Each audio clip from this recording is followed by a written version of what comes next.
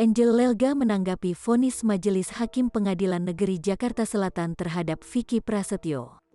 Vicky Prasetyo dijatuhi vonis 4 bulan penjara atas kasus perbuatan tidak menyenangkan terhadap Angel Lelga di tahun 2018.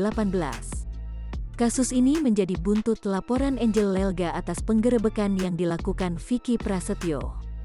3 tanggapan dingin Angel Lelga sebagai berikut. Tak berniat memenjarakan. Angel mengatakan dia tak berniat memenjarakan seseorang, apalagi Vicky merupakan mantan suaminya. Hanya ingin membuktikan bahwa apa yang dituding Vicky adalah salah besar. Merasa lega, vonis yang didapat Vicky Prasetyo juga membuat Angel Lelga lega. Meski Angel tak menampik menjalani proses yang cukup panjang untuk kasus tersebut. Tak mau dikaitkan lagi. Perseteruan Angel Lelga dan Vicky Prasetyo akhirnya benar-benar selesai. Angel menegaskan tak mau dikaitkan lagi dengan sosok Vicky Prasetyo. Ini pun menjadi kali terakhir dia menanggapi soal Vicky. Jangan lupa subscribe, share, komen, dan like ya!